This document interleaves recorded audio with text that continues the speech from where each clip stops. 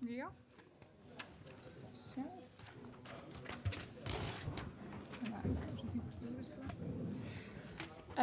Já, komið sæl og verið velkomin á þetta málþing hjá okkur í SÚS.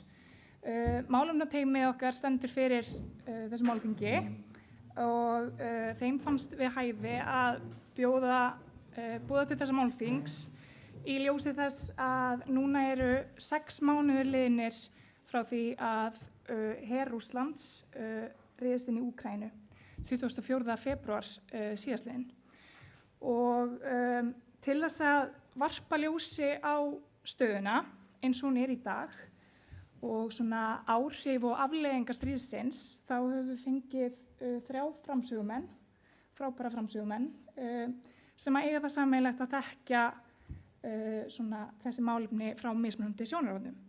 Og þetta eru Þórdís Kolbrún Reykfjörð Gylfadóttir, utanríkisráðherra, Björn Bjarnason, fyrrverandi ráðherra og Bryndís Bjarnadóttir, stjórnmálafræðingur og sérfræðingur hjá Certis.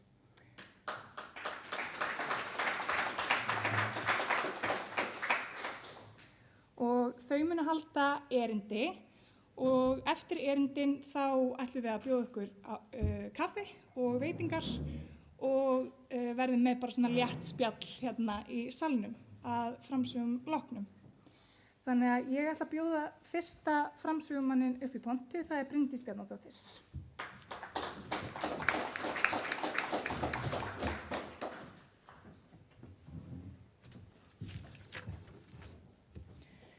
Góðan daginn, ég heiti Bryndís og eins og hann sagði er það svona sérfræðingur í netöryggi hjá Certis en Certis stendur fyrir Cyber Emergency Task Force. Þannig að þetta er frekar nýtt fyrir bara í Íslandi, við veit ekki alveg allir hvað það stendur fyrir, en það er gaman að segja það. Sérstaklega því að íslensku er þetta sko netöryggissveitin og fólk líkar ykkur þá við hvolpasveitina. En mér langar þess aðeins að fjalla þetta allt frá hlið svona netarosa. Og þá kannski sérstaklega því svona fyrir stríðið og þegar stríðið byrjaði, þá talaði fólk fyrir að þetta yrði stríð netarosa. Nú værum við að fara að sjá hvað netarosur geta gert í stríðum og jafnvel þannig að það væri að hafa bara kollvarpa öllu og hafa áhrif á gangstríðsins yrði netarosur. En við höfum kannski ekki beint séð það. Og ég ætla að fjalla nokkra svona á hverju fólk hélt að þetta yrði stríð netarosa og svo á hverju hvort við sem að bíða eftir einni stórri eða er þetta bara eitthvað sem við vorum að ofmeta Rússa að þeir gætu ekki gert svona stóra netarás. Þannig að fyrst þá ætla ég að biðja að fjalla svona, fyrst vil ég kannski útskýra netárás, hvernig við skilgreinum sem hernaður. Að þetta er nokkuð nýtt á nálinni og bara svona ætla að gefa dæmi þá skilgreindir NATO ekki netið sem vettvang stríðs fyrir 2016. Þannig að það er frekar nýlegt. En svona nethernaður er þegar netinu og netárásu er beitt til að koma fram samlíka eða álíka skemmdum og eiginleg árás eins og við þekkjum þau. Það er svona sprengjungum. Það er svona skilgreiningin að koma fram jafn miklum skemmdum í þjóðfélagið. Og ástæðan okkur mig langar fyrst að fjalla 3 stórar netárásir í sögunni er til að útskýra að mér fannst að það hjálpa mér að skilja svolítið áhrif netarása, hvernig netárásir virka og á hverju við erum kannski að sjá þau. Og ég ætla reyndar að byrja á netárás sem heitir Stuxnet, sem flest ætti að kannast við. En það er það svona netárás sem er almennt kennd við Bandaríkjamenn og Ísraela þegar þeir réðust á kjarnorkuáætlun Íran í gegnum tölvukerfið. Og ég veit nú ekki alveg hversu vel þeir að ykkur, en það var þess að þannig að þegar þú býr til kjarnorku þá ertu að kljúa úraníum og þú ert svona að snúa og þeir það svona komist inn í kerfin og annarkvort snerur og hratt eða hægt til að skemma fyrir framleiðslunni og hægja þannig á allri kjarnorku uppbyggingu í Íran. Og auðvitað þetta er aldrei staðfest hverju stóð bak við þetta en það eru sterkar vísbendingar. En þeir gerðu þetta það vel að oft hélt fólk að þetta væri jafnvel bara bilanir.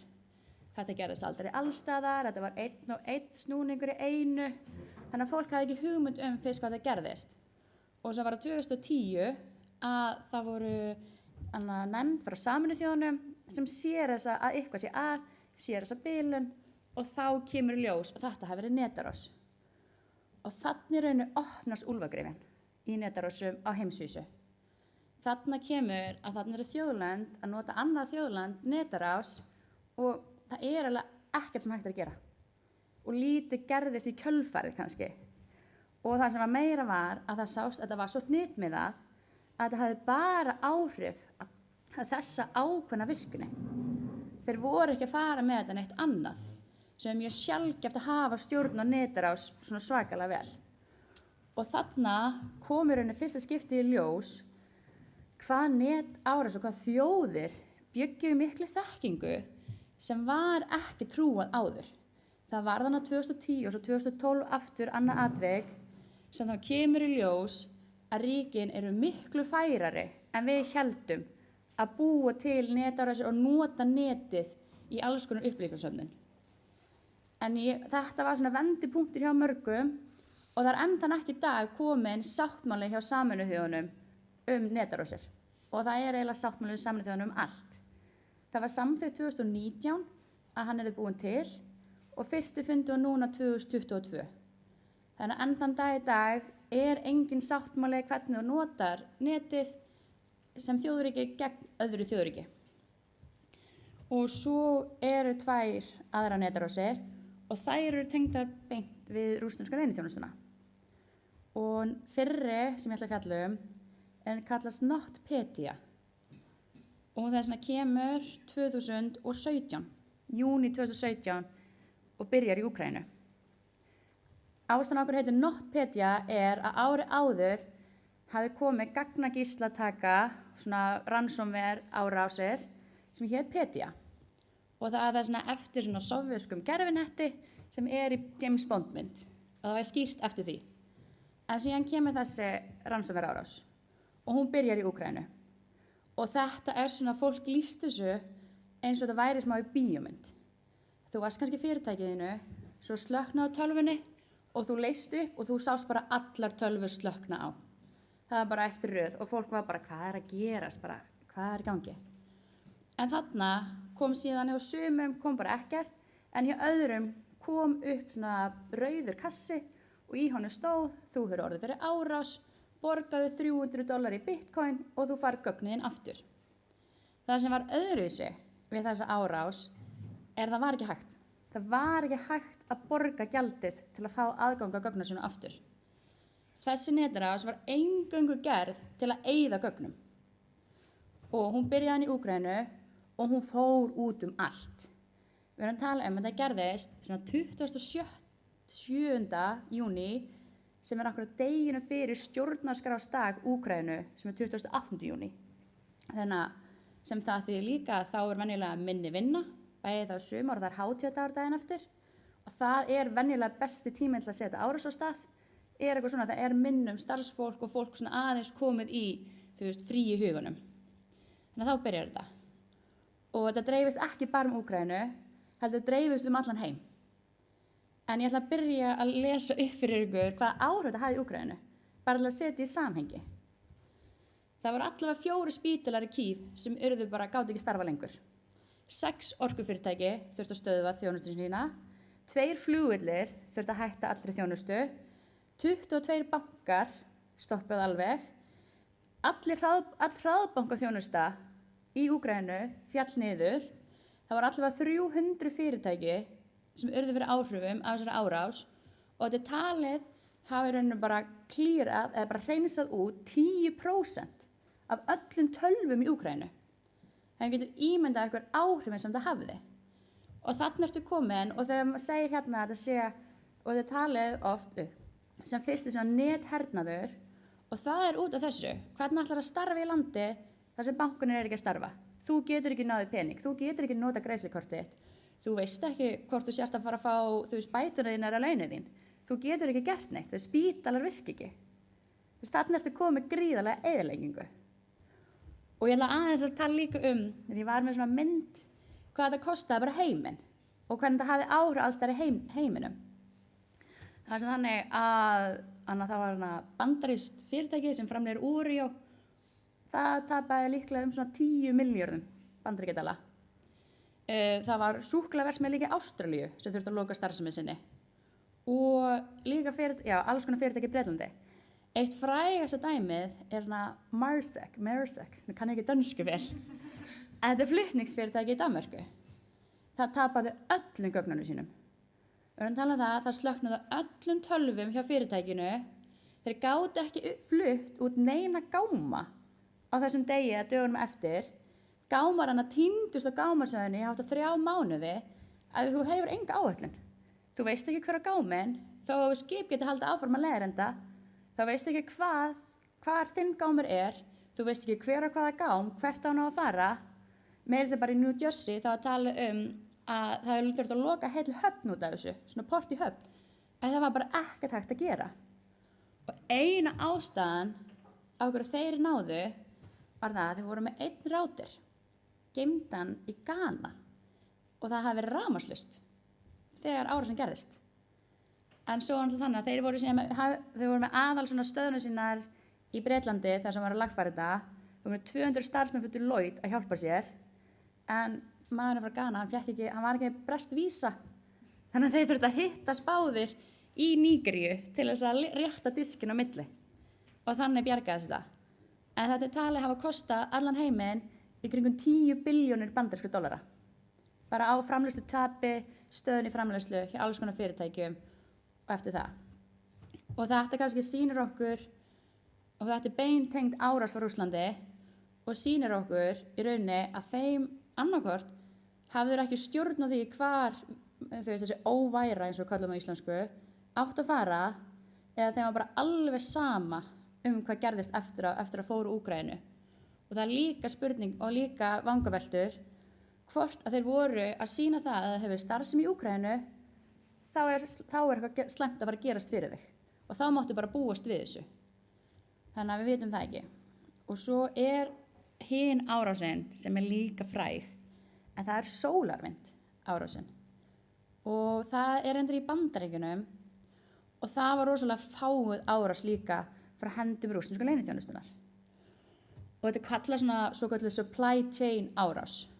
Þess að Sólarvind fyrirtæki sem selur tölvubúnað í alls konar fyrirtæki og var að segja frá því að heimasíðu sinni að þeir seldu til 425 af 500 stærstu fyrirtækjum Bandaríkjanna, seldu til allra, military brand í Bandaríkjunum, sem er þá bara loftherinn, sjóherinn, landherinn, bara allra, og væri með fullt af ráðuneytum í kringum sig. Svo, hvað gerist? Jú, það komist inn í uppfærslu hjá þeim. Þannig að það opnað fyrir í uppfærslu bakleið inn í kerfi hjá viðskiptavinunum. Og til að sýna hversu fáuð árás þetta var, þá var það þannig að þegar viðskiptavinunin uppfærði kerfið sitt, þá fóru ekkert strax inn, þeir voru ekki með það stillt þannig að það kæmi bara inn og tæki öll fyrirtæki sem komu, því það myndi vekja athygli. Heldur biðu þeir svona 12-14 daga og fóru svo handvirkt inn í kerfið og tóku það sem þeir vildu. En í gegnum þessa árás talið að hafa haft aðgang að 18.000 fyrirtækjum og ríkisstofnunum í Bandaríkjunum og haft náð öllum upplýsingum sem þeir vildu úr þeim. Og eina ástæðan komst upp var að frægt netöryggisfyrirtæki sem heitir FireEye sér það að það er starfsmaður hjá þeim sem að setja upp annan síma sem tvöfalda auðkynningu sem við tölum mikið í Certis. Og þeir hringi starfsmönnum bara, varst að skipta síma? Að það er alveg eðlilegt að skipta síma og setur á næsta síma. Hún bara, nei, hvað er þetta? Þá komur ljós að þá þeir komnir inn í kerfið, að setja upp fjölþjóta auðkynningu til að komast betur inn í kerfið og skrá bara síman á hana. Og til dæmis í þessu fyrirtæki sem FireEye sem er mjög stórt, þá með, þetta svona eins og fyrirtæki sem það getur ráðið á og þeir ráðast á þitt fyrirtæki netárásir til að sjá. Þarna fengu þau allar tegundir árásir sem þetta fyrirtæki notar gegn öðrum fyrirtækjum. Og svo ég seti upp tímalínuna. Þá talaði að Rússland hafi líklegast komið inn á fyrirtæki í september 2019. þeir setja henni uppfærslu frá mars til maí 2020 og svo kemur þetta í ljós miðjan desember 2020. Þannig sjá, þetta er ekki yfirlegu tími sem fer í þetta. Þetta er yfirvegun, þeir eru ekkert að drífa sig. Þeir eru að gera þetta skipulega, algjörlega undir radarnum, svo þeir komast ekki upp. Sem segir okkur líka að Rússarnir vita hvað þarf. Þeir vita að þú getur ekki gert svona flotta, fáaða árás á stuttum tíma. Þú tekur ekki bara 1, 2 og 3 og gerir árás. Og það er kannski svona ástæðan mikið og margir tala af hverju ekki sé þessar stóru tölvuárás núna. Þetta er ekki eins og í bíómyndunum. Að þú setjist bara niður í tölvu, fær bara hérna eins og hakkar og svo ertu bara komin inn. Þetta tekur miklu lengri tíma og allt skipulag bíð eftir að glugginn opnast til að fara inn. Það er mjög erfitt að nota netárásir í stríðum. Og þá bæði við tölum mikið fog of war eða þokuna sem lýst í stríðum. Það er erfitt að gera sér grein fyrir öllu. En netárásir eru venjulega þannig að þú ætlar að gera það mjög fáuðar, þá þarftu langan tíma. Og það er ekki þannig að þú getur tímasett þær. Þú þarf svolítið að bíða eftir að glugginn opnist og þá lætur alltaf skara skríða þegar þú ert búin að vinna allan grunninn. Og svo er líka annað í þessu sem ég vilja segja að þetta sýnir að Rússarnir hafi bæði þekkinguna og starfsfólkið sem getur gert þetta. En eitt sem er líka svona hugmynd af hverju, ef þeir eru vissulega með það, af hverju þeir hafa ekki gert stóra árás. Eru þeir að bíða eftir ykkur ákvörðun, eða vilja ekki sína spilið sín, eru þeir búnir að sína spilið sín og það var bara ekki betur en þetta. Eða eins og líka mjög líklegt, ef að þeir ætluðu sér þarna eins og verðist vera mörgum, að þeir ætla að koma og taka við landsvæði og stjórna stóru landsvæði, þá skemmur ekki mikilvæg innmið við netárásum svo þú komur og þarft að byggja þau upp aftur. Það er gífurlega tímafrekt.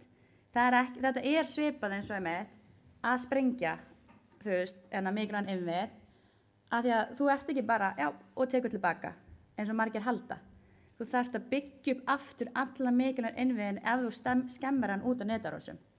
Þannig að ef þú ætlar að fara að taka eitthvað yfir, þá ertu ekki búin að skemma það áður og byrjar ef þú ætlar að geta stjórna strax. En tala líka að það hafi ekki verið neina netárásir núna, það er ekki alveg rétt. En það hafa verið netárásir aðalega í byrjun og það var annað frægt þegar var ráðist yfir 70 ríkisfyrirtæki 14. febrúar í Úkraínu og bankar og þau fóru í tímabundið, en það var meira með svona tímabundið. Og svo bara 2 tímum áður en eiginlega innrás Rússa hófst, þá réðust þeir á sem kallar Vissat fyrirtæki, sem með gervinati í heiminum sem útvegar net til fólks. Nú eru fæstir sem taka netið sem gegnum gervinött, en það eru sumir sem gera það. Og þeir í Vissat, Viasat, þeir segja að það hafi verið mjög skipuleg árás. Að þetta tók eiginlega bara út samtenginguna hjá Úkraínu. Og þetta þýddi að það var erfitt fyrir ákveðin Úkraínumenn eða ákveðin að hafa samband þarna milli, akkurat í byrjun og samhæfa sig. En það hafði líka meira áhrif. Það hafði áhrif í Ítalíu, Póllandi. Það var fólk þar en það ekki með net út af þessar árás.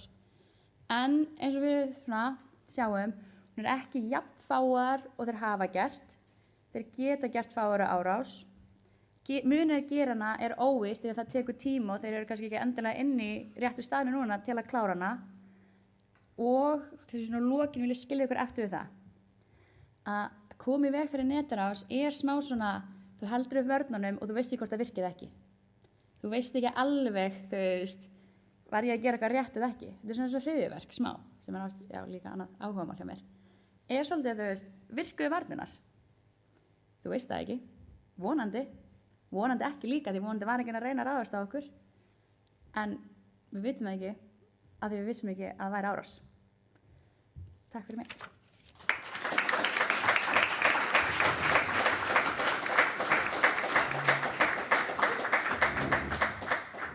Takk fyrir frábært og virkilega fróðlegt erindi, Bryndís. Ég held að við öll og allavega ég sem margsvísari netárásir eftir þetta erindi.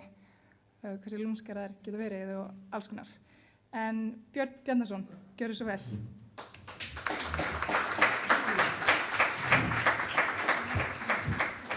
Já, fundastjóri, góðu fundamenn. Það gæti nú verið líka að Úkraínumenn hafi leikið á Rússa því að staðreyndin er svo að Úkraínumenn voru jú kjarninn í öllum þessum fræðum hjá Rússum á sínum tíma og voru öflugasta landið og með mestu þekkinguna á sviði tölvutækni innan Sovétríkjanna og það var sagt að í upphafi stríðsins að þá höfðu tölvuþrjótar frá Úkraínu gert mjög harðvítuga árás á Rússland og það hefur kannski haldið þeim eitthvað í skefjum. Þannig að stríðið sem við sjáum hefur þróast á þann hátt sem við vitum, en þetta stríð sem var svona lýst með svona góðum hætti hér áðan, að það er ósýnilegt og við vitum ekki enn hver, og menn gef ekkert upp það hvað þeir eru að gera á því sviði, en mér finnst líklegt að Úkraínumenn hafa á þessu sviði snúist mjög harkalega til varna. Þeir vita hvað Rússar gera. Rússar voru í þeirra landi eins og kom fram til þess að beita sinni þekkingu þar og skemmdarverkum. Þannig að þeir vissu nákvæmlega að hverju þeir gengu í samskiptum með Rússa á þessu sviði. En ef við lítum á stöðuna eins og hún er núna sýnilega eftir 6 mánuði, að þá er það svo að Rússar ráða yfir 20% af Úkraínu. Og það er svipað hlutfall af landi eins og það var í upphafi fyrir 6 mánuðum. Og Rússar réðust inn 24. febrúar klukkan 4 nóttu og töldu að þeir myndu á 2 sólarhringum geta lagt undir sig Kív og ná landinu á sitt vald.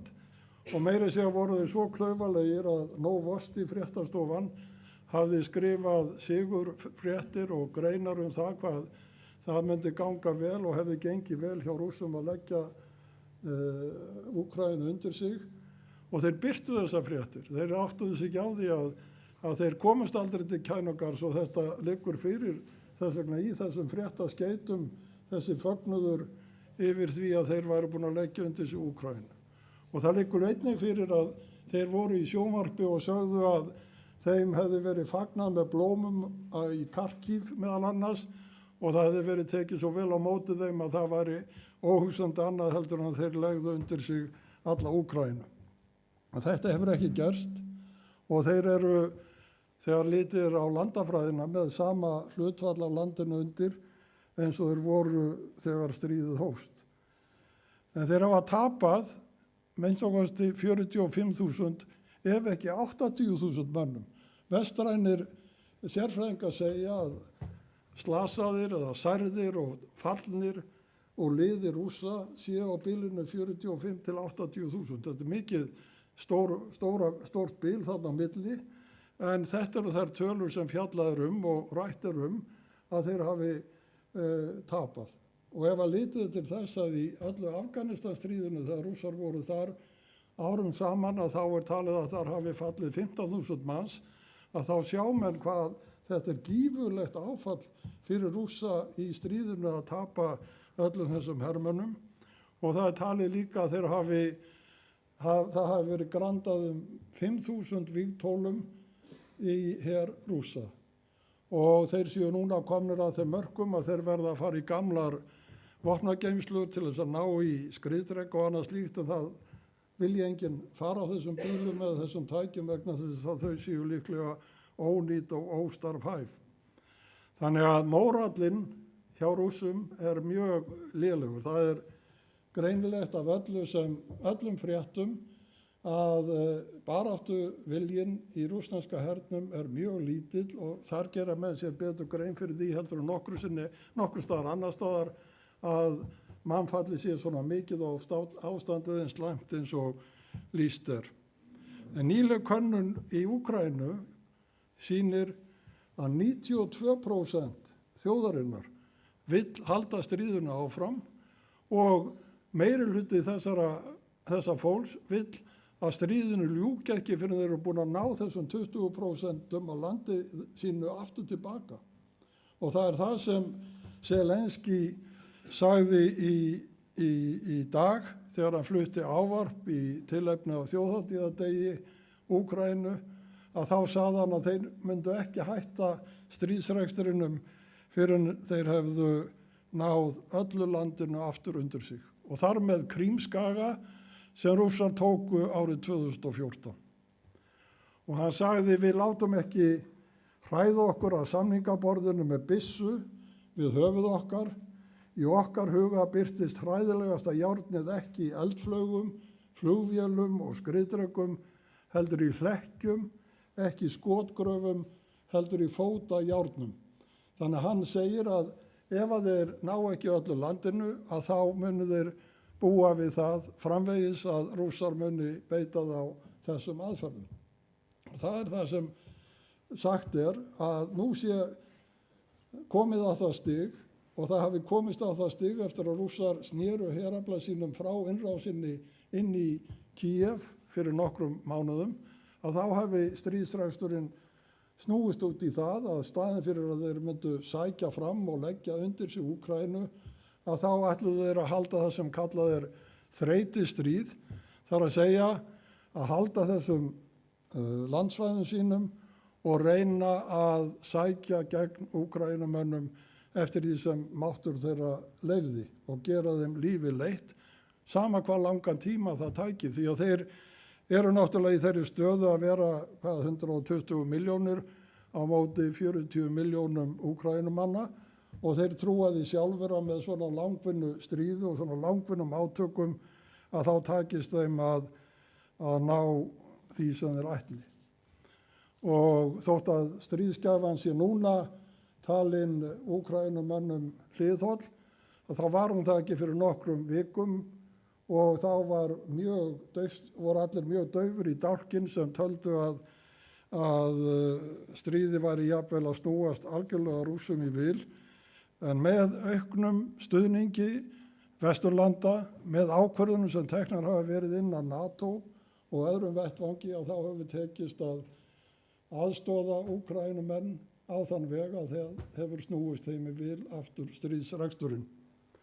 Og það er ekkert smáræði sem þeim hefur verið lagt í hendur, því að frá því að Joe Biden var forseti Bandaríkjanna, að þá hafa Bandaríkjamenn varið $14 milljörðum í stuðning við Úkraínumenn. Og í dag tilkynnti forsetinn að hann myndi, inn í þeirri tölu er það sem hann tilkynnti í dag, að hann ætlaði að veita 3 milljarða í aðstoð til Úkraínumanna, sem leiðir náttúrulega til þess að heraflið þeirra hann mun stóreflast enn frekar og Boris Johnson fór til Kyiv í dag og hann hét þeim líka miklum stuðningi og stuðningurinn felst meðal annars ekki aðeins í því að láta þeim í té vopn og peninga, heldur er núna meira og meira farið að þjálfa hermenn þeirra í Bretlandi og annar staðar og þjóðir eru að bjóða fram aðstoð sinni í því skyni eins og til dæmis Danir hafa gert nýlega. Þannig að þessi þróun og þessi þungi sem er í stuðningi NATO-ríkjana við Úkraínumenn, að hann hefur gjörbreytt stríðinu, fyrir utan náttúrulega eins og Boris Johnson sagði í dag, við verðum að sætta okkur við að orkuverðið hækki hjá okkur og við verðum að borga fyrir orkuna með fjármunum, en þessi þjóð sem ég er að heimsækja í dag, að hún borgar fyrir þetta með sínu blóði. Og ef að við styðjum hann ekki, að þá munum við mun staðan í Evrópu gjörbreytast á þann hátt að óviðunandi verður og það mun öll gildi okkar frelsi og lýðræði bíða mikinn hnekki. En það er sagt að þetta langvinna stríð, þetta þreytistríð sem Úkraínumenn standa frammi fyrir núna, sé meðal annars markmið Rússa í þeim tilgangi að sjá hvort að Evrópuþjóðirnar þoli vetur án þess að fá gasið frá Rússlandi. Hvort að það verði svo að skortur á gasi, skortur á orku í Evrópu leiði til þess að það verði brestur og að það komi fram þau sjónarmið að það verði að auka viðskiptin, gaskaupin af Rússum frekar heldur en að minnka þau. Og það eru raddir, sérstaklega í Þýskalandi, þar sem menn úr mörgum stjórnmálaflokkum, ég ætla ekki að segja öllum, ég þekki það ekki, en mörgum stjórnmálaflokkum halda því fram að það eigi að opna Nord Stream 2 gasleiðsluna. Hún var eitt af fyrsta sem var ákveðið að loka og hætta við eftir innrásina í febrúar. Hún var komin á loka stig, en það var eitt af fyrsta sem menn fjallu frá í Þýskalandi og Evrópu að hún kæmist ekki í gagnið. En nú eru umræður vegna þess að Pútín hefur gripið til þess ráðs að segja að það séu bilaðar gastúrbínur sem komist ekki til Rússlands, að þá sé ekki hægt að senda nema 20% af gasi með Nord Stream 1 leiðslunni og hann get ekki skaffað meira gas þótt að hann hafi samið að láta meira gas í Evrópu. Og hann geti þetta ekki vegna þess að menn standa ekki við þá skilmála sem hafi verið samið varðandi þessa biluðu gastúrbínu. Þetta segja Þjóðverjar að sé lygi, en þetta liður í þessu stríði. Eitt netstríð, eitt það sem við sjáum, það sem skriðdrekarnir eru og hvernig sprengdar eru í loft borgir og eyðilagðar og ráðist á sjúkrahús og annað. En þetta stríð, þessi þáttur stríðsins, orkustríðið í Evrópu, stríð sem háð líka og það verður dramatískara eftir því sem þetta dregst á langinn og eftir því sem reynir meira á það í lýðfrjálsum löndum hvort að stjórnvöld þar hafi þau tök á málum að þau geti látið fólk borga það sem það kostar að fá ekki þessa orku eins og hún hefur fengist á undanförnum árum. Og Pútín veðjar á það að hann vinni í þessu stríði. En hann hefur veðjað á svo margt í þessari á undanförnum 6 mánuðum sem ekki hefur gengið upp að við þurfum ekki endilega að ganga því sem vísu að þessi hluti dæmisins gangi upp fyrir hann. En við sjáum, hann var nefna 5 atriði þar sem hann hefur orðið illa úti fyrir utan þetta sem við sjáum og vitum sem að gerast á vígvellinum. Hann hefur kallað á fleiri bandaríkjamenn aftur til Evrópu heldur en nokkur grunaði að myndi koma þangað aftur til þess að treysta varnir Evrópu. Og þeir eru orðnir 100.000 hermennirnir sem eru núna bandarískir í Evrópu, á meginlandi Evrópu og það hefur verið gjörbreytt varnarstefnu NATO og reistar herstöðvar í umhverfis Rússland og í nágrenni Rússlands sem og það ekki krafan það að fá meiri aðstoð frá NATO og hún ekki þögnuð í þessum löndum sem standa næst Rússlandi. Nú NATO hefur síðan færst nær landamærum Rússlands með aðild Finna og Svía að NATO, að bandalaginu. Það eru formsatriði enn eftir að ganga frá til þess að verði aðilar að fullu en það alveg ljóst í hvað stefnir.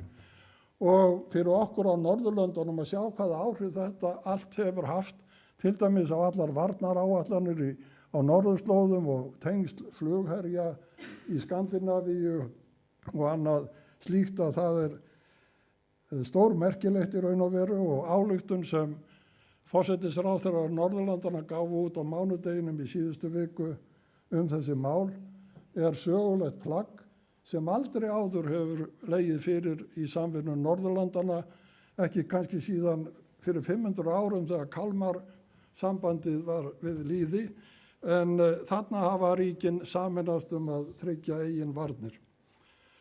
Nú síðan liggur fyrir að NATO hefur staðfest nýja grunnstefnu sína, NATO hefur lýst því yfir og það segir í henni og það var áður í grunnstefnunu sem var frá árinu 2010 að það var talað Rússa sem samstarfsaðila.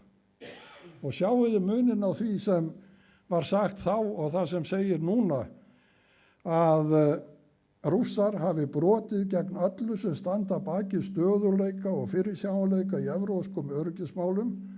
Ekki sé unnt að útiloka Rússar ráðist á fullveldi og landsvæði einhvers NATO-ríkis Bein ógn frá Rússum steðjaði öryggi bandalagsþjóðanna og frið og stöðuleika og Evró og Atlantshafssvæðinu.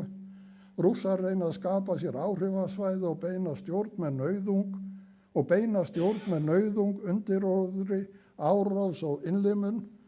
Þeir beiti hefðbundnum, netvætum og fjölþátta aðferðum gegn NATO-þjóðunum og samstarfsþjóðum þeirra. Það sé strategísk áskorun fyrir NATO að takast á við hernaðarlegan styrk Rússa sem beitt yrði til að hindra liðsflutninga bandalagsþjóðanna á landsvæði á norðurslóðum og frjálsar siglingar Norður-Atlantshaf. Að þessi ályktun skuli hafa verið samþykkt á öllum NATO-ríkjunum í Madríd í lok júní og liggi fyrir sem grunnstefna bandalagsins miðað við það sem áður var, markar slík þáttaskil í öryggismálunum að það er með álíka miklum ólíkindum eins og aðild Svía og Finna að NATO. Síðan hefur það gerst að Þjóðverjar hafa stór aukið útgjöld sín til hermála og rússneski herinn er núna svo laskaður að hann er til lítils gagns og það er sú staðreynd leiðir til þess að menn hafi áhyggjur af því að gripið verði til kjarnorkuvopna. Sú staðreynd að Rússar ráða núna ekki yfir venjulegum herafla sem getur nokkuð skapaðan hlut, ræður ekki við Úkraínuher og er lamaður með þeim hætti sem fyrir liggur. Það kallar að þá hættu að þeir grípi til kjarnorkuvopna. Og það snertir náttúrulega okkur hér á Norður-Atlantshafi sérstaklega því að kjarnorkuheraflin er á Kólaskaganum við landamæri Noregs og öflugusti þáttur kjarnorkuheraflans eru langdrægu kjarnorkukafbátarnir og varnarsvæði þeirra nær meðal annars hér að ströndum Íslands. Þetta eru landfræðilegar og herfræðilegar staðreyndir sem liggja fyrir og við breytum ekki en verðum að taka mið af. Síðan hafði það gerst á undanförnum sólarhringum að Úkraínumenn sækja á Rússum á allt annan hátt heldur en áður, skemmdarverk á Krímskaga, eyðilagðar flugstöðvar og gerðar alls konar slíkar aðgerðir sem hræða almenning og hóta þeim með nýjum hætti og síðan er það þá Rússar sem hafa tekið stærsta kjarnorkuver í Evrópu í gíslingu og neita alþjóðaaðilum að koma þangað og fylgjast með því hvað er að gerast. Og þeir halda þessu kjarnorkuveri í gíslingu, nota það sem skálkaskjól og vopnageymslu og engin veit í raun og veru hvað er að vera. Þetta er svo mynd sem ég vil draga upp. Ég ætla ekki að fara að ræða efnahagsþvinganir á hendur Rússum. Það liggur fyrir skjal frá úttekt á vegum Yale-háskóla sem segir að efnahagur Rússa hafi farið í raun og veru hrunið. Það hefur orðið algjört hrun og þeir séu einskis megnugir efnahagslega og það muni taka þá áratugi að byggja það upp aftur. Og síðan það sem við erum að sjá núna, morðið á stúlkunni eða konunni skammt frá Moskvu og allt það sem það dregur og eftir sér dæmi, en klassískt dæmi það að notað sé atvik sem slíkt eða launmorð af þessu tagi til þess síðan að magna upp óvild í garði ykkur sem á að koma fyrir kattanum. Og þegar það var sagt í sjónvarpi í gær, rússnesku sjónvarpi í gær, þegar hún var borin til grafar og þulurinn í sjónvarpi sagði þessi kona Jóhann af Örk Rússlands, að þá náttúrulega gefið til kynna ef að menn þekkja sögunum Jóhann af Örk sem gekk fremst í liði Frakka til þess að þeir innu sinn loka sigur, þá gefið til kynna með slíku orðafari og þeim ræðumöllum sem voru fluttar við útförin og hægt að kynna sér að hún sé orðin píslarvottur og hennar nafn eigi að tengja sigri Rússa yfir Úkrænumönnum. Þessi hugmyndafræði, þessi kenning að baki innrásinni að Úkraína eigi ekki tilverurétt, að hún sé í raun og veru hluti af Rússlandi og það sé réttur Rússa til þess að leggja landið undir sig og kúa þjóðina. Það þetta sem býr að baki allu því sem við erum hér vitni að. Þakka ykkur fyrir.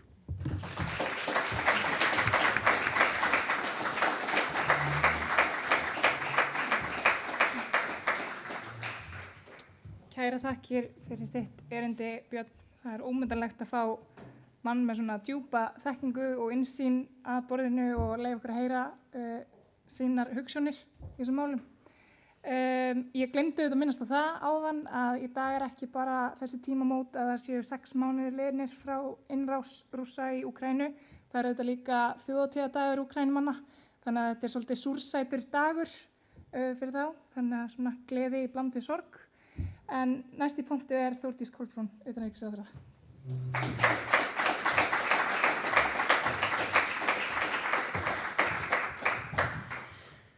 Komið sæl öll sömul. Ég ennþá kveikt á mikrofónum fyrir, já, kannski. Ok, það nú ljómandi fínt fyrir mig að koma á eftir 2 framúrskarandi erindum og ég ætla þá að leggja mig fram að vera ekki að endurtaka það sem að kom fram í þeirra máli en reyna að tengja það að einhverju leyti þó. Fyrst þegar að Rússland réðist inn í Úkraínu héldu mjög margir að það myndi ekki taka Rússa marga sólarhringa að ná að minnsta kosti tökum á þeim stöðum sem að þeir helst vildu og ná þar stjórn. Og það var talað um það að Zelenski ætti nú líklega ekki marga daga eftir og þeir sjálfur trúðu þetta að tekið það mótið með rósum og klappaðri fyrir þeim að minnsta kosti á ákveðnum svæðum inn í Úkraínu. Og það áhugavert þegar að ég skipuð utanríkisráðherra í lok nóvember á síðasta ári og innrásin í lok febrúar, þannig að það ekki langur tími. Og aðdragandinn og þessir fundir sem að ég sótti fram að innrás voru óskaplega lærdómsríkir og það var mjög áhugavert. Og nú ég engin mannfræðingur, ég nú bara lögfræðingur, en það svo áhugavert að fylgjast með fólki. Vegna þess að alveg sama í hversu hárri stöðu þú ert, þá í grunninn þetta allt bara fólk. Það alveg sama hvort að það eru hermálafulltrúar eða ráðherrar, allt þetta venjulegt fólk, eins og ég og þið.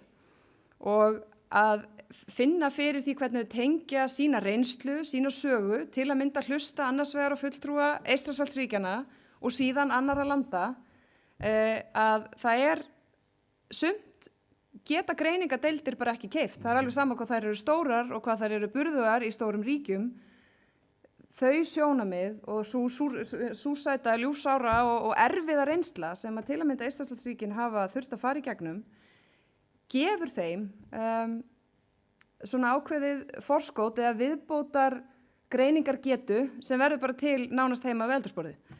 Og þeim þótti auðvitað í mörg ár þau vera einhvern veginn að öskra eyðimörkinni og það hafi ekki verið margir sem sýndu því skilning að þetta væri raunveruleg ógn, hún væri viðvarandi og nánast beðið eftir þau kæmu aftur sem síðan raun gerist og þar að leiðandi finnst mér mjög mikilvægt að við hlustum líka á sjónamið þeirra jafnvel með öðrum hætti heldur en ýmislegt annað. Frá greiningadeildunum kom að þetta myndi líklega ekki taka marga daga og það var svona verið að velta því upp hvort að með hvað hætti ætti þá að bregðast við. Ættu þá að bara surrender og fara svo í að vinna svæðið yfir aftur sem aldrei kom til greina hjá úkraínsku þjóðinni. Og sem bara mín persónulega kenning, og það getur vel verið að hún sé ekki rétt, að þegar við horfum á narratífi sem var til strax frá fyrsta degi, þá held ég að sú ákvörðun að deila upplýsingum með almenningi í margar vikur áður en að Rússar réðust inn í Úkraínu hafi verið algjör ótrúlega áhrifamikil í því hvernig heimurinn síðan upplifði þegar árásin var gerð. Nú þetta þannig að fólk hefur ýmsar skoðanir á hvort það NATO eða Bandaríkin og það getur farið í einhverjar ákvarðanir eða einhverjar yfirlýsingar og sagt, heyrðu, þú veist, nú ekki rétt að setja spurningamerki við þetta og ekki heilbrigt að vera með efasemdir ef þetta allt komið einum degi. En það að deila svona nákvæmum upplýsingum í þetta langan tíma gerði það að verkum að almenningur var búinn að fá tíma til þess að melta og meðtaka það sem að allar vísbendingar voru að segja þeim að myndi gerast. Það síðan gerðist og ég held að það hafi haft áhrif ekki bara á þjóðarleiðtoga eða utanríkisráðherra eða stjórnvöldi í hverju ríki, heldur almenning í því að átta sig á alvarleika málsins og að sjálfsögðu sko meðtaka fyrr og trúa narratífinu sem teiknast upp strax á fyrsta degi. Ég held að við höfum svona hjálpað Zelenski að geta staðið á svo litið sterku sviði strax í upphafi þar sem síðan hefur í rauninni sá bolti rúllaði mjög hratt og það sá bolti sem að felur í sér þetta gríðarlega hugrekki og þessa föðurlandsást og þessa þrautseigu sem að hjá úkraínsku þjóðinni. Og ég held að það sé eitthvað sem við ættum að hugsa líka þegar við spyrjum okkur hvað getur Ísland gert í svona stöðu? Þegar ráðist inn í ríki sem ekki NATO-ríki, hvað getur Ísland gert sem smáríki, sem hluta á NATO, með engan her, framleiðir engin vopn og svona temmilega langt í burtu? Hvað getum við gert? Og stundum heyrir maður að kannski ættum við bara sem minnst að gera. Við hvort sem skiptum ekki svo miklu máli, af hverju erum við einhvern veginn að kæra okkur inn í þetta vesen, þetta getur haft neikvæð áhrif á ýmislegt, efnahag eða orðspor eða eitthvað. Og það sé öllum svona kannski bara þannig sé sama hvort við séum að taka ykkur skýra afstöðu ekki. Mín skoðun svo að við okkur ber ríkari skylda heldur en ella að nota okkar sæti í alþjóðlegum stofnunum og þar sem við sæti rétt eins og stóru þjóðurnar. Þótt við séum á stærð við litlar borgir í flestum þeirra. Við okkur ber siðferðisleg skylda, ekki bara út frá eigin hagsmunum, heldur að því það rétt og einmitt sem land sem ekki með her og framleiðir ekki vopn, þá eigum við að standa upp og segja það sem þarf að segja. Og við að meina þegar við segjum það og við að segja það sem við meinum. Og ég held að oft á tíðum áttum við okkur ekki endilega á því hvaða áhrif við getum haft. Nú á morgun forsetar Eystrasaltsríkjanna að koma ásamt utanríkisráðherrum. Hvers vegna að koma hingað? Vegna þess að Ísland var fyrst ríkja til þess að viðurkenna endurnýja sjálfstæði þeirra fyrir 31 ári. Viðburðurinn átti að vera í fyrra en út af COVID þá það núna.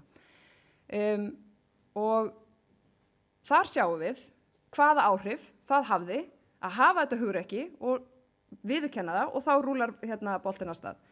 Þannig að okkar utanríkisstefna sem betur fer á þann veg og það skiptir okkur máli að vinna út frá því. Þess vegna skiptir líka máli að sýna samstöðu, líka til að mynda í efnahagsþvingunum. Líka í efnahagsþvingunum sem að hafa bein áhrif á okkur og líka hinum sem að hafa ekki endilega áhrif á okkur.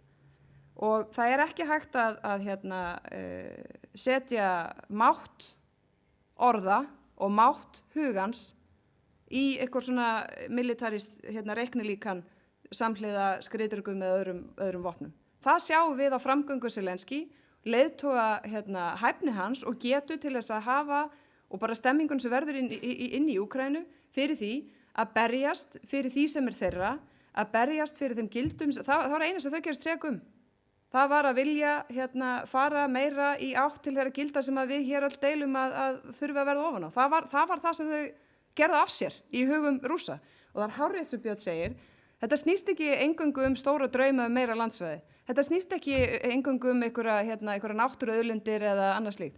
Þetta snýst í grunninn það að þeim finnst ekki Úkraína eiga að vera til. Þau ekki eiga sína menningu, þau ekki eiga sína sögu og þau ekki að fá ráð því sjálf hvort þau vilji fara í átt til okkar eða vera undirgefin rússnesku stjórnvöldum. Það ástæðan fyrir innrásinni og mér finnst bara skipta ósvalega miklu máli að við notum okkar sæti á alþjóðavettvangi, að við þorum að segja það sem þarf að segja og líta svo á að okkur beri jafnvel en ríkari siðferðisleg skylda til þess að hækka róminn einmitt gegn því, stundum auðveldari fyrir okkur að segja hluti sem erfiðar og flóknara fyrir stærri ríki að segja.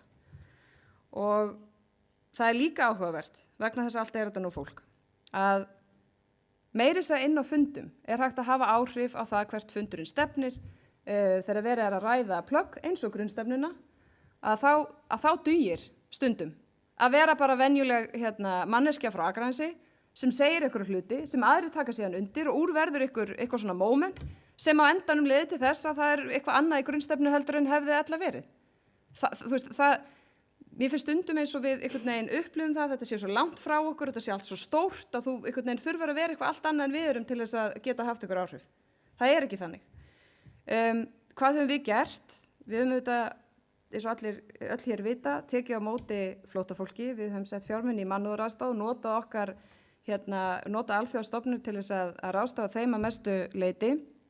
Við höfum aðstoð með flutningum, vopnuflutninga, og það var eitthvað sem Íslensk stjórnvöld ekkert vön að stunda, og ég átta mig á því að það ekkert allir sammála því að það hefði átt að gera. Ég algjörlega sannfærð að það hefði verið hárrétt af okkur að gera það. Og dæmi það, þar sem að við einfaldlega spyrjum, eitthvað sem við getum gert til þess aðstoða. Við getum ekki sendt vopn sem við framleiðum ekki, en þarna gátum við, þar sem var að ræða ríki sem að höfðu vopn, vildu senda, en höfðu ekki getuna til að gera það. Og þá taka vin- og bandalagsþjóðir sig saman og hjálpast það við að gera það sem gera þarf, þannig að úkraínska þjóðin geti varið sig. Núna þetta sprengjueyðingaverkefni að fara af stað, þar sem að Landhelgisgæslan og fleiri aðilar og við svona teflum fram okkar sérfræðiþekkingu, og aftur það nánast lygilegt hversu mikil eftirspurn eftir því að vera með fólk sem getur bara einhvern veginn redda hlutum og láta þá gerast. Það sem boðleiðir eru stuttar, þar sem að fólk getur jafnvel hringt í ráðherrann eða þarf einhvers konar umboð án þess að það þurfa að bíða í 10-14 daga, mörgum levelum og minnisblöðum og fundum og eitthvað. Og ég held að þarna séum við inn í framtíðina, og að vonandi þannig að við finnum það hjá sjálf okkur að það skiptir máli að taka afstöðu og gera það sem við getum haft meiri háttar áhrif í samstarfi við vin- og bandalagsþjóðir sem að koma til okkar og vilja taka þátt í þessu verkefni í að leita og eyða að sprengjum inn í Úkraínu, sem svona, ég myndi segja að vera svona topp 3-4 atriðum yfir það sem að úkraínska þjóðin þarf á að halda til þess að geta byggt upp samfélag sitt að nýju. Það ekki hægt ef það ekki farið í sprengjueyðingu og leit inn í landinu. Það er bara ekki hægt að byggja upp landa þess að það sé hreinsað. Ég vil líka við þetta tilefni minna okkur á, og fyrir okkur líka til þess að halda til haga, í hvaða stöðu Ísland í þessu samhengi öllu. Í fyrsta lagi, þegar við spyrjum okkur af hverju skiptir þetta máli og af hverju eru við að taka þátt, fyrir utan öllu rök sem ég hef hér farið yfir, að þá það þetta líka þannig að við eigum allt undir að alþjóðalög séu virt. Við eigum allt undir að búa ekki í veröld þar sem að ef þú ert nógu, ef það nógu mikil ílska, að þeir séu nógu mikil vopnaburðir, að það sé nógu mikil aggressjón til þess að taka yfir land ef þér svo sýnist, að þá bara getur þú gert það og það einhvern veginn menn standa hjá og gera ekkert. Við eigum allt undir því. Og þess vegna skiptir máli að sýna, eins og Björn fór yfir, Rússlandi og öðrum löndum sem líka fylgjast með hvernig tekið á því sem að gerast núna, að við sýnum þeim að það ekki þannig að hægt sé að þverbrjóta öll alþjóðalög, mannréttindasáttmála og allt sem einhvern veginn ómennst án þess að við tökum höndum saman og gerum það sem gera þarf og gerum það nógu lengi. Og það tengir saman bæði þessi Bryndís nefna og Björn, varðandi netárásir og svona hybrid warfare og síðan orkumálin. Ég lendi klukkutíma áður en ég kom hingað frá Berlín, og þar þessa dagana nánast eingöngu rætt orkumál. Nánast eingöngu. Það bara eina sem ratar í fréttar þessa dagana bara frostavetur miklu á leiðinni og þetta kostar allt svo mikið og hvað voru stjórnvöld að gera og gerðu nóg í þátíð og nútíð og svo framvegis. Og það líka þannig, þótt það það sem notað til þess að síðan hamra á falsfréttum, þú veist, að koma að vinna á svona disinformation, að reita fólk til reiði, og þú finnur veikan punkt og svo hjólar í veika punktin. Og núna það orkumálin í Þýskalandi. Og þarna skiptir þetta máli að segja, herðu, þetta fórnarkostnaður, en rétt eins og nefnt var hér áðan, að þá borgum við það með krónum á meðan aðrir borgaði með lífi sínu. Og ég held að það sé bara ágætt að hafa það í huga, og sérstaklega fyrir okkur hér, og ég hef verið ótrúlega þakklátt fyrir það hvað það mikil eining að taka þennan þátt, og vegna þess að við hér erum bara í einhverju paradís, það ekki hægt að einu svona kvarta í öllum samanburði. Með einangrað orku, við hitum húsin okkar með bara jarðvarma og innflytjum ekki einu sinni verðbólguna sem af því hlýst og svo framvegis. Þú veist, við getum ekki kvarta. Ég segi bara minnsta sem við getum gert að gera það sem við erum að gera núna. þannig að hvað þarf áfram? Það bara þarf stuðning. Það þarf stuðning í orði og það þarf stuðning í verki og það þarf að vera alveg skýrt að við munum veita hann eins lengi og þarf. Það er það sem að úkraínska þjóðin þarf að finna, það er það sem að við þurfum að taka ákvörðun bara sjálf í hjarta okkar og það er það sem að rússnesk stjórnvöld þurfa að vita líka, að það er engan bilbúa okkur að finna. En það segi ég sko þangað til að, þú veist, ef úkraínska þjóðin hefur ekki gefist upp, þá fara ekki vina og bandalagsþjóðar að gefast upp í efnahagsþvingunum og fjárhagslegum stuðningi og senda vopn fyrir úkraínsku þjóðinu til þess að verja sig. Það er nú ekki mikill bragur á því. Þannig að þetta snýst að gera það sem að beintengt okkar hagsmunum og svo snýst þetta einfaldlega að gera það sem er rétt. Af því það að vera manneskja það þýðir eitthvað og nú er verið að reyna á allt sem fylgir því að vera manneskja. Og viðbjóðurinn sem er í gangi þarna að maður spyr svo oft hvað veistu og hvað mátturðu vita. Og stundum er svolítið erfitt að hugsa hvað mátturðu vita. Þegar maður fær vísbendingar af því sem er að gerast inn í Rússlandi, þegar verið að sækja þarna fólk og það fær eina leið til þess að fara eða ætlar að flýja. Og það má segja að Guð má vita hvað er að gera við það, en við getum líka alveg, það sem að ég held að flest okkar hafa raunverulega trú að vera hluti á sögunni, að við séum það allavega að gera það sem við getum. Og við séum ekki að gefast upp á því og við séum stolt af því að vera að taka þátt í að gera það sem er rétt.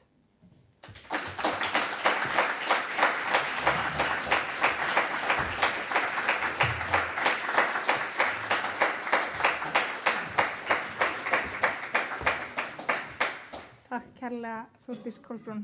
Það er sannlega gott að heyra utanríkisráðherra að tala með þessum hætti og maður finnur hvað þetta talar beint svona inn í þjóðarsálunum hans og að við sem fámenn þjóð getum samt haft stóra rödd. Og það er mjög gott að finna það frá þér sem starfar í þessu hverfist í þessum á hverjum degi. Við höfum rými fyrir nokkra spurningar ef þið hafið áhuga á því.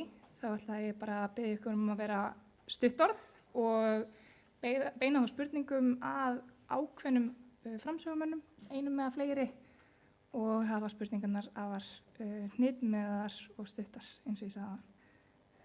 Hafa einhverjir áhuga á beina spurningum? Er einhverjar spurningar? Svona, getum aðeins hérna, já. Hermann? Maður er hreikt mikið matvælaöryggi þetta stríðinu og segja að maður gerði þessi samningur daginn, útflutning á korni og svona og það fór þess að það fór. Hvernig lítur þetta út fyrir þjóðir frá Afríku? Ég verið að fylgja eftir samningum sem var gert.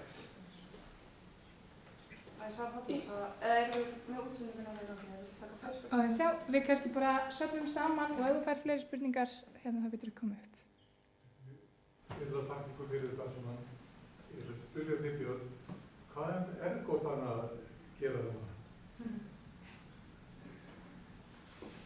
Ok. Eru fleiri með spurningar? Vil ég kannski bara byrja á að svara hérna? Já, en viljum við gera það í mikrofónu eða? Bara, sko, ég held að það berist alveg. Ok. Það berst alveg. Ok. Þannig að hérna, já, kannski taka eina spurningu, voru fleiri hérna? Takk eina spurningu. Takk fyrir frábært það er frábært að hlusta á okkur. Lögum kannski spyrja eða einna spurningu sem eru að tjóðum. Björn talar það að sé hætta á að næsta skrefum kjarnorkuvopn og þá spyr ég Þórdís, eru við í hættu á þeim sviðum vegna þess að við erum bara lítið land og það væri mjög gott fyrir Rússa að sprengja lítið land og segja hvað getur það gert. Það er svolítið stórt punktur í Atlantshavinu, þetta litla land. Það var sérst verið að biðja okkur að framsögumennir kæmu til þess að svara spurningum í púlti en þess að þá besta í netútsendinguna. Þannig að við kannski tökum saman 2 spurningar í viðbót ef einhverjur eru, annars geta þau komið. Já. Erum kannski spyrja Þórdísi komið út af hérna. Nú vorum við náttúrulega að taka á móti flóttafólki frá Úkraínu og alltaf, sko. En ég hef heyrt að það sé töluvert af Rússum sem hafi áhuga að koma líka, sem að vilja í rauninni flýja þetta ástand þar. Og hérna, hvernig það er hvort það kannski hversu mikið er þetta hér hjá okkur eða maður veit að þetta sé allan í Þýskalandi og svo veit að þið fréttu þar. fá kannski að spyrja Bryndísi, kannski bara almennt dögum að tala netöryggi og það nýr þannig séð vígvöllur sem að opnast í öryggismálum. Svona kannski bara góð þáttum, hver staðan hjá Íslandi þegar kemur að netöryggi? Hún góð? Þarf að bæta það og hvernig það? Allt mjög góða spurningar. Ég held að við getum þá bara svona að fara að saxa þetta. Þú fyrst langsamlega bestar, en kannski fínt að enda þá á þér. Bryndís, Björn og svo Þórdís. Það er ekki ágætt.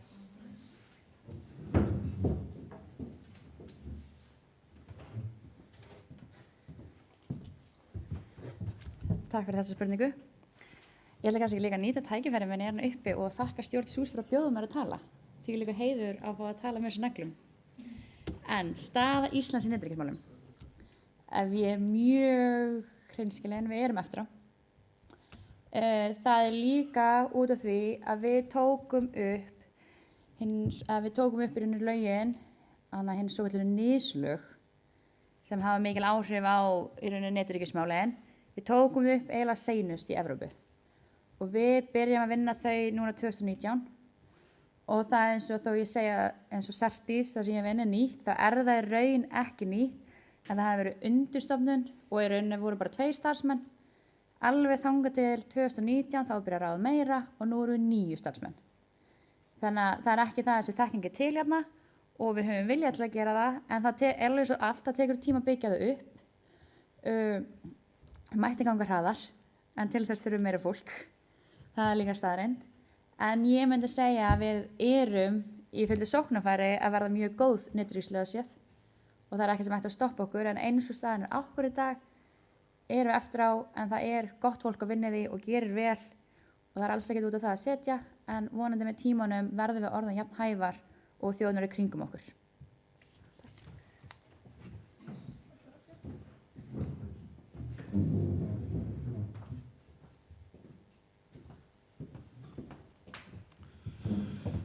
Já, ég var spurður Erdogan. Ég held að Erdogan sé bara að nota landfræðilega stöðu sína og stöðu sína sem þessi tengiliður á milli Asíu og Evrópu, milli Rússa og Evrópu, milli múslima og kristinna, að ráða yfir Hellusundið eða Bosporus og hafa svona mörg spil á hendi. Hann er bara að nota það með þessum hætti, hafa neitunarvald innan NATO, geta komið í veg fyrir að Svíar og Finnar verði aðilar á NATO nema að þeir borgjónum eitthvað og hann geti slegið sér upp á því heima fyrir og hann verði merkilegri maður á heimsmælikvarða með því að nýta sér öll þessi tæki tól sem hann á. Hann hins vegar leggur sig síðan fram líka, má segja, með því að semja fæðuöryggið og stuðla því að því hægt að flytja korn frá Úkraínu til annarra heimshluta. Skipin þurfa að fara í gegnum Bosporus og hann hefur tök á öryggi á Svartahafi og hann notar það og notar það með þessum hætti. Hann hefur líka framleitt og Tyrkir framleiða ódýra dróna sem þeir nota í Úkraínu og hafa reynst þeim mjög vel og hann lætur Úkrænumennum þetta í té og síðan á hann í samræðum við Putin þegar hann þarf að því að halda og fer jafnvel til Íran og talar við þá og hann bara maður sem notar sér allt sem hann getur til þess að vera í sviðsljósinu og ná því fram sem hann vill. Og hann líka að leggja undir sér hluta af Sýrlandi og hann á móti Kúrdum, hann vil drepa þá og hann sér þarna tækifæri til þess að ná sér niður á þeim og ná þeim út úr Svíþjóð og Finnlandi eða hvar sem þeir eru þannig að hann vil hafa í hendur í hárið þeirra. Þetta er það sem hann að gera og menn standa frammi fyrir þess og vera að taka á því og ég alveg vissum að hann kemst ekki upp með að útiloka Svíja og Finna frá NATO. Hvenær hann hættir að vera með þessa stæla í því efni það á eftir að koma í ljós en hann mun ekki loka dyrum NATO fyrir. Hann kannski vil fá eitthvað út úr Bandaríkjamönnum út á þetta en Bandaríkjamenn hefði takið eftir því þeir halda sig fjarri og þeir eru ekki að blanda sér í þetta, þeir vilja ekki láta draga sig inn í það. Þannig að Ég held að við verðum bara að horfa á þetta þessum raunsæju augum, að hann að nýta sér þá kosti sem hann og þau spil sem hann hefur á hendi til þess að slá sér upp út á við á sama tíma hann glímur við mikil vanda á heimavelli út af verðbólgu og stjórnleysi í efnahagsmálum. Það sem hann tekur ekki mið af neinum hagfræðilegu rökum heldur stjórnar öllu eftir því sem honum sjálfum hendar. Ég tók að mér líka að tala kjarnorkuvopnin. Ég tel að það sé mjög fjarlægt að Pútín grípi til kjarnorkuvopna og að það sé svo stórt skref og þeir segja að hann sem meira sjá á myndum og það sé mjög mikið alvöru mál í raun og veru að hann virðist taka ákvarðanir stór hernaðarleg málefni án þess að ræða það við sína herforingja á undan og það megi sjá þetta á myndum þar sem þeir eru og hann að flytja ræður og að lýsa ykkur sem hann hefur í huga að gera og hvernig þeir bregðast við. Meðal annars þegar hann fór að tala það að kannski yrði farið að beita kjarnorkuvopnum. Að þá hafi þeir hrokkið í kút greinilega og það sé alveg hægt að greina það að þeim standi ekki á sama þegar hann tala þetta. Hvað hann kemst langt á þessu tali, það eitt. Lavrov líka á þessum nótum en það nú herinn að lokum sem líklega getur eitthvað beitt sér og kannski eru þessi átök sem við erum að vitna núna þegar farið að myrða fólk í nágrenni við Pútín að það eru kannski átök ykkur innan æðstu raða í Rússlandi þar sem menn að takast á svona hluti, við vitum það ekki. Þetta svo lokað kerfi en það alveg klárt að ef að þeir tekin ákvörðun það að beita kjarnorkuvopnum að þá eiga Rússar mestan fjölda af kjarnorkusprengjum í heiminum, allar tegundir. Og þeir gætu þess vegna byrjað að senda kjarnorkusprengju á einhverja borg í Úkraínu. Og það það sem menn hafa verið að óttast, að það verði tekið upp sami háttur og hann hafði í Sýrlandi og hafði í Tjetjeníu, að gjöreyða einhverjum borgum. Mariupol var náttúrulega eitt en hann geti gert árásir á stærri borg til þess að gjöreyða henni bara til þess að ná einhverju fram. Þetta hefur gerst Aleppo í Sýrlandi nefnt, Grotski eða hvað heitir í Tjetjeníu. Þeirri borg var gjöreytt og hafa verið gerðið tilraunir til að gjöreyða borgum í Úkraínu. En Úkraínumenn líka, við skulum ekki gleyma því að Úkraínumenn, eins og ég sagði áður, að þá voru þeir aðal tölvugúrúar í Sovétríkjunum. Þeir voru líka aðal framleiðendur á kjarnorkusprengjum í Sovétríkjunum. Og þar var þekkingin til þess að framleiða kjarnorkusprengjurnar. Og Úkraínumenn afsöluðu sér réttinum til þess að eiga kjarnorkuvopn 1994 með sérstöku samkomulagi sem kennt við Budapest og í því samkomulagi fólst að Rússar myndu viðurkenna landamæri Úkraínu og virða þau. Getur verið að Úkraínumenn segi núna þetta samkomulag hefur verið brotið, það ljóst að Rússar hafa það að engu, við erum þá ekki lengur bundnir heldur að því að eiga engin kjarnorkuvopn.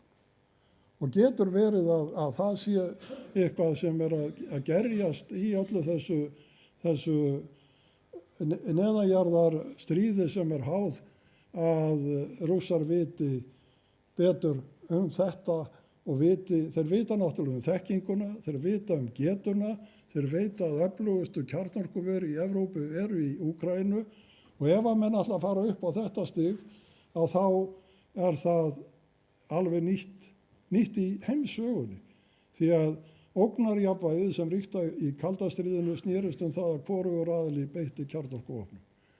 Og það kann að vera að Rússum sé þetta ljóst og þess vegna sé þannig að ég tel að líkur á að beitingu kjarnorkuvopna séu mjög litlar en það ekki hægt að útiloka það. En það hefur heldur ekki komið fram að beinlínis að það hefur verið beitt eiturefnum en þó kannski Bútsja. Það eru miklu meiri líkur á því að slíkum vopnum verði beitt heldur en kjarnorkuvopnum til þess að gjöreyða fólki.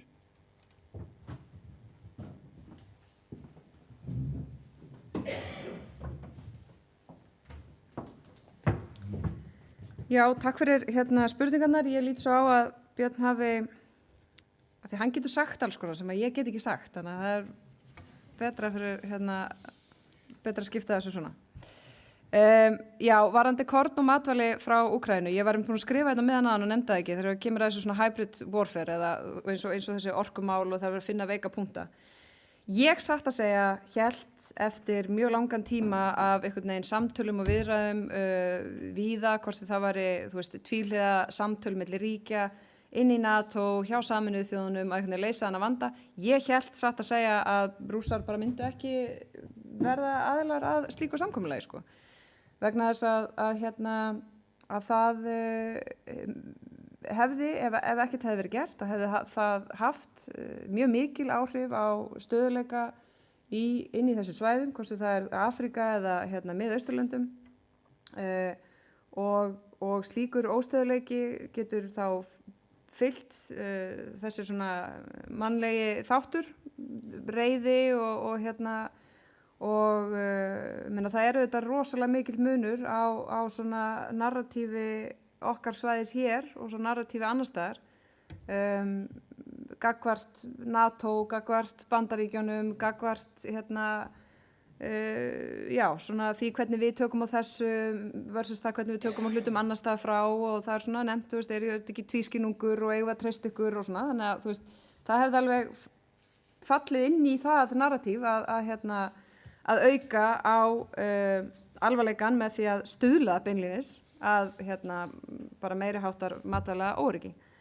Og nú er þessi samningur og hann alltaf byrjaði nú ekki beint vel en það hefur gengið og það er verið að flytja út úr Úkraínu mjög mikið magn af matvælum og ég hef nefnt að þú veist, annars vegar er það samstaðan og stuðningur í verki til handa Úkraínu og svo þessi samningur. Þetta er eina svona jákvæða sem maður hefur, þú veist, séð fyrir utan auðvitað að sjá hugrekki úkraínsku þjóðunar, þá er það bara of einhvern veginn sárt til þess að taka það með.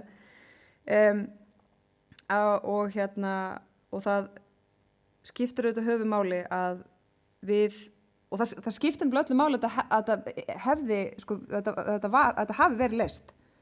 Vegna þess að það er rosalega flókið fyrir okkur að reyna einhvern veginn að segja hlutina eins og þeir eru inn á svæðum þar sem að þau eru bara, já en ég menna hér er fullt af matvælum og þú veist, ykkur tekst ekki einu svona að koma þeim yfir Svartahaf og koma þeim inn til okkar. Af því að það lá fyrir að það hefði, þetta var leiðin sem endanum var farin eftir miklar umræður og það skipti mjög miklu máli að upp á svona óeiningu og aðra þætti fyrir utan síðan það að þetta hefði bara haft gríðarleg áhrif á ótrúlega margt fólk og eftir COVID-tímabil að þá er þetta bara, ég meina það er bara meiri sárafátækt, það er meira hungur og svo hefði þetta hlaðist ofan á það. Ég vona varðandi Tyrkland, bæði Erdogan og utanríkisráðherrann sömuleiðis að það takist að klára aðildarumsókn þeirra inn í öllum löndum. Ég meina nú eru flest löndi búin en það eru nokkur lönd eftir og en auðvitað hefur maður áhyggjur af því svona samhengi þess sem að Björn nefndi að það býr til leverage.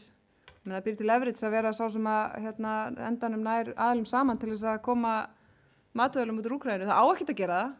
Við viðurkennum það ekkert. Þú tengir ekki saman en við vitum alltaf hvernig það síðan raunverulega er. Varðandi síðan Rússa að þá það hafi auðvitað fjölmargir farið og það eru auðvitað langstæðstu hlutin sem getur ekkert farið. Og það byrja sem svona kannski stjórnarandstæðingar og alls konar fólk. Og hingað hafa einhverjir komið, langmesta umferðin er inn í ríkin bara við sem eiga landamæri og þessi umræðum ferðamenn og slíkt, þetta hangi líka þetta saman. Þetta snýst ekki bara prinsippi hvort að rússneskur almenningur eigi einhvern rétt á því að spóka sig sem ferðamenn. Það snýst auðvitað líka það að þegar það er svo gott sem bara frjálst flæði að það getur líka skapað einhverja hættu.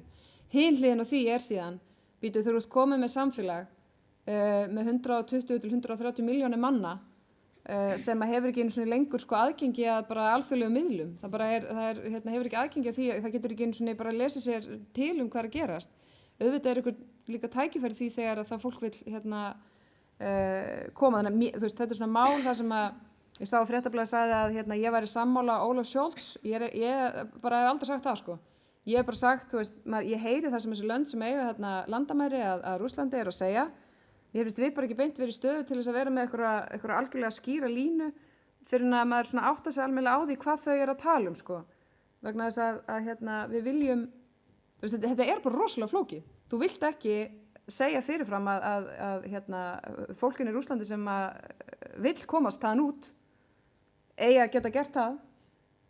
Og þetta hugsaði maður í byrjun þegar fólki frá Úkraínu fór að fara þaðan að sko hvað ef hlutinni myndi þróast þannig að allt í einu væri komið með sko einhverjar skilgreiningar stöðu flóttamanna eitthvað staðar annars staðar þar sem eru búa fleiri. En þetta hefur einfaldlega ekki haft mikla praktíska þýðingu hér.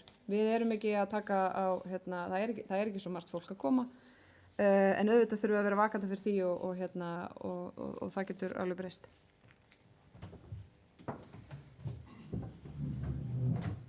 Takk fyrir góð svör.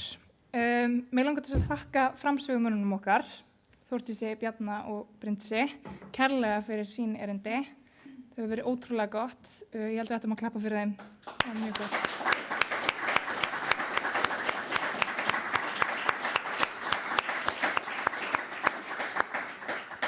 Mig langar að þakka ykkur öllum kærlega fyrir komuna, líka þeim sem hafa verið að horfa á okkur á netinu. Það er heitt á könnunni held ég enda og það eru einhverjir snúðar eftir. Bið ykkur bara um að vera rólega ef þið viljið það, vera áfram og spjalla. En annars bara takk kærlega fyrir að koma. Takk fyrir okkur.